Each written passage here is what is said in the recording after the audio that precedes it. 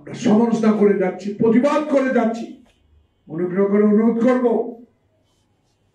যারা এইসব অসভ্য ভাষা, অরাজনৈতিক ভাষায় একটা বৃহত্তম রাজনৈতিক দলের নেতাকে নিয়ে প্রশ্ন করেছেন, কথা বলেছেন, নিজেরা ক্ষমা চেয়ে প্রত্যাহার করেন। জানাচ্ছে নতুন জন্মানো কয়েকটি রাজনৈতিক সংগঠন। আমি একজন রাজনৈতিক কর্মী, আমি মুক্তিযুদ্ধে অংশগ্রহণকারী একজন কর্মী। আমার বুকে বড় ব্যথা, বড় কষ্ট। গতকালকে নতুন দলের আহ্বায়ক, আমি সম্মান করি, স্নেহ করি, এটা দল সৃষ্টি করেছেন, আপনাদের সমর্থন আছে, দেশের মানুষের কাছে যাবেন, বাংলাদেশে আগামী ক্ষমতা যাওয়ার চেষ্টা করবেন, সরকার গঠন করার চেষ্টা করবেন, তৃণমূলের সংগঠন করবেন। আপনাদের অবদান আমি কোশ্চিন কালো কখন কালো অস্বীকার করি না, কিন্তু আপনারা দল গঠন করার পর কালকে যেই কথা বললেন, মুজিববাদার চাঁদাবাজদের পাহারা দেওয়ার দল বিএনপি, এবং তার দুদিন আগে যেই দলের নেতা নিজে কানে ধরে তওবা করেছিলেন আওয়ামী লীগ আমলে কোনো নির্বাচনে যাবেন, যার হাত ভেঙে দিয়েছে,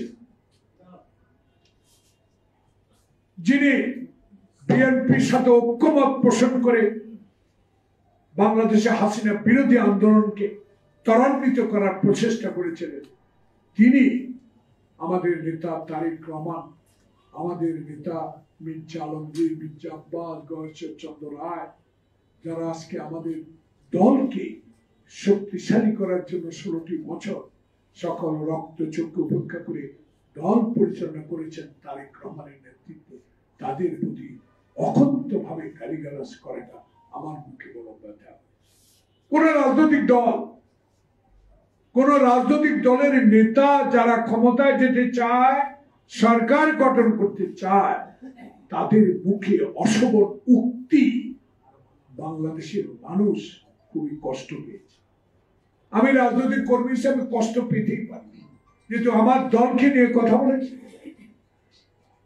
আমার দলের নেতাকে নিয়ে কথা বলেছে, যে দলের নেতা তারেক রহমান আকাশচুম্বী জনপ্রিয়তা নিয়ে 16 বছর বিদেশে থেকেও বাংলাদেশের জাতীয়তাবাদী শক্তিকে, সকল গণতান্ত্রিক দলকে ঐক্য করে হাসিনার বিরুদ্ধে আন্দোলনে শক্তি জুগিয়েছে, তার বিরুদ্ধে অশোভন উক্তি বাংলাদেশের মানুষ কষ্ট পেয়েছে বিধায় আজকের এই সংবাদ ফোরাম এবং সারা বাংলাদেশে যে অগ্নি পরীক্ষা আমাদের সামনে আসছে, আমরা তার বিরোধিতা করে যাচ্ছি, আমরা সমালোচনা করে যাচ্ছি, প্রতিবাদ করে যাচ্ছি। অনুগ্রহ করে অনুরোধ করব,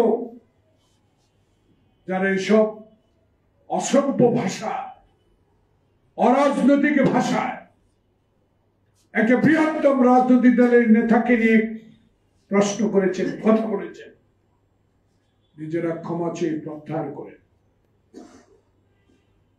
মাত্র শুরু হয়েছে। প্রিয় নেতা তারেক রহমান জুলাই আগস্ট বিপ্লবের পর বলেছে, হাসিনার কথার উত্তর দিয়ে বলেছে, প্রিয় সহকর্মীরা, আয়নাঘরে থেকে নির্যাতন সহ্য করেছেন, কবরস্থানে ঘুমিয়েছেন, এক জেলা থেকে অন্য জেলা রিক্সা চালিয়ে জীবন নির্বাহ করেছেন। আপনাদের কাছে আমার অনুরোধ থাকবে, একটি সুষ্ঠু নির্বাচনের জন্য দেশের সাংবিধানিক প্রতিশ্রুতিগুলো যারা ধ্বংস করেছে তাকে পুনঃবহাল করার জন্য বাংলাদেশে একটি নির্বাচনের প্রয়োজন। সেই নির্বাচনের জন্য সকলে গ্রহণযোগ্য ব্যক্তিকে আমরা এই আসনে বসিয়েছি।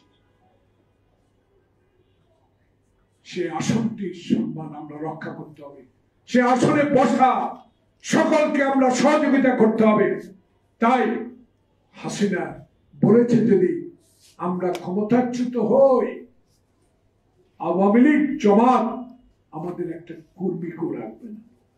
প্রিয় সাংবাদিক বন্ধুগণ, প্রিয় জাতীয়তাবাদী শক্তির এখানে যারা উপস্থিত, মুখে হাত দিয়ে বলেন, দু একটা প্রমাণ দেন যে তারেক রহমানের নির্দেশ অমান্য করে আইন নিজের হাতে তুলে কোনো আওয়ামী লীগের গায়ে আমরা হাত তুলেছি। কিন্তু আজকে যেই নেতা, যার অপরিসীম সাহস, জিয়াউর রহমানের সন্তান হিসাবে সে বাংলাদেশে হাসিনার মতো ভোটে সরকার গঠন করতে চায়, হাসিনার মতো অবৈধ পথে ক্ষমতা আসতে চায়, হাসিনার মতো আওয়ামী লীগের মতো দল বিএনপিকে বানাতে চায়। তাই আপনারা একটা নেতাকে নিয়ে এসব অশুভ উক্তি বাংলাদেশের রাজনীতিকে গোলাটে করে তুলছে। এই গোলাটে করার দায়িত্ব আপনাদেরকে নিতে হবে। যদি আমাদের 16 বছরের আন্দোলন, খোকন মুগ্ধের রক্তে অর্জিত যে সফলতা